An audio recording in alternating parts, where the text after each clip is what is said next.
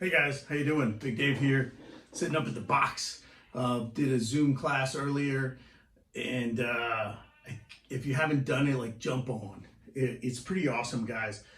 We've done right now. We're running Zoom classes at 5 a.m., at 9 a.m., 12:30 is kids and family, and then one at 6:30 p.m.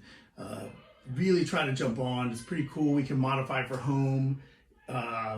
We're still running these. We have up to 100 people in the Zoom class, so it's a lot of fun. It's not as good as in person, of course, but it gives you a little sense of that community, while you're online and doing your workouts. Today I had somebody dumbbell snatching with a Dos Equis, with the beer can. So we'll make modifications, whatever, so make sure you jump on and do that. One of the things I want to talk to you guys about is we have a lot of stress and we're trying to sort of give ourselves some level of control over the situation as much as we can. Control what you can control, that sort of thing.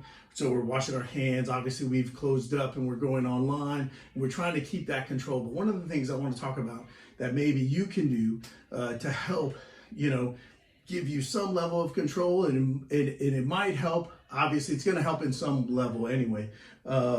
And that's, I want to talk about some vitamins and supplements that you can take, minerals that you can take to help boost your immune system, okay? Remember what supplements are. They're supposed to help add to supplement what you're normally eating. And I'm fairly certain that, we don't all eat exactly the way we should enough to thrive. We eat good for survival. Our health is, there. We're all concerned about that. We come to work out. We do all the things that we are supposed to do. But I'm pretty sure not any of us eat perfectly. Even you few vegans out there that think you do. We all need something to supplement with, okay? So I picked 5 and I kind of tailored this a little bit to focus a little bit more on cold and flu type symptoms and things that would affect the lungs, okay? There's tons of them out there, but I just picked 5 of the big ones that when I'm looking at research, this is what it looks like. So that's what we want to look at real quick. So one of the first things that we see is of the top supplements, vitamin C. Well, you guys have heard of vitamin C. It's important. We know that vitamin C is a big deal. But when you are sick, infections and stress, and it's a highly stressful time, right? Reduce vitamin C levels. And so they've studied that and know that as people are stressed out, their vitamin C levels drop. So this might mean something that you need to take, right now, high stress. The studies that they've done have shown that vitamin C reduces symptoms of cold and flu. So as you take vitamin C, it starts to reduce the symptoms of that. Okay, they've done some other studies on preventative, and those studies are mixed, some good, some not good. But we do know that vitamin C definitely boosts your immune system, and it's something that you need, and that people who are lower in vitamin C are more likely to get sick. Okay. The next one of my favorites, is vitamin D. Vitamin D does so much. Vitamin D is like a big deal. Okay, so we'll talk about a couple studies they've done with vitamin D. Vitamin D, they did an international study with 11,000 people. Okay, 25 different clinical trials. Okay, they found that the people who added vitamin C cut their risk of acute respiratory infection like pneumonia and flu by just adding vitamin D into their supplement daily routine, right? So vitamin D is a big deal. Plus, we do know that more than half Americans are vitamin D deficient. And the reason for that is we're not outside. Like, we don't go outside, we work in the office, we work inside, we stay inside. So we're vitamin D deficient as a general population. So this is a must. You guys need to have this. I think we got it right here, vitamin D, right? Vitamin D3. Plus, you should probably add some vitamin K in there with it when you take it together. But if we know that they're deficient, and we know that it cuts the risk of acute respiratory infection, so that's a big deal, okay? The next one, vitamin B6. Vitamin B6 is responsible for over 100 different enzymatic reactions. And here's the studies that they found, that if you're deficient in B6, this had a weakened immune system plus lower serum antibodies. So when you have lower serum antibodies and weakened immune system, you're more susceptible to the flu. Okay, so having higher levels obviously makes you less susceptible to flu or flu-like symptoms. Okay, so the next one we go to, and I'm going through these kind of quick. There's a ton of studies on vitamin D, a ton of vitamin C, a ton on B6, and I'm just giving you like the quick boom boom. Okay, zinc. All right, zinc reduces the duration of symptoms from colds and flu.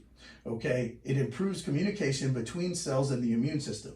It boosts macrophage, okay, and killer cells. And if you don't know what killer cells do, killer cells will bind to a virus-infected cell and kill it. So you want killer cells in your body, right? You want a high number of them, okay? So zinc is a big deal because it helps boost macrophages and killer cells fight off viruses in your body. So that's a big deal, okay? So that's 4 main ones: vitamin C, vitamin D, vitamin B6, and zinc. All these are in this immune boost right here, but you get them wherever you want to get them, okay? Make sure you're taking those. So now I'm going to tell you this surprise one, okay, that you might not know about. I'm sure all of you have heard about that. You should take a good amount of vitamin D. It's important because, like I said, we're not outside. We don't get as much sun as we normally do, and hopefully, you know, this is why one of the reasons that they feel like people don't get as sick in the summertime, because they're outside. There's more vitamin D, that sort of stuff. The sun's out more often. That's one of the theories on that. Okay, here's our surprise immune booster. Our surprise immune booster is NAC. Okay, and that is an amino acid. So what it does is it can increase glutathione, okay, and help boost your immune system. It does all of these do more than this. You know, the vitamin D is good for your bones, you know, all sorts of things. It can help. Vitamin B6 helps with depression. Like, all these things do more, but I'm just focusing on sort of cold and flu type symptoms right now. Okay, NAC.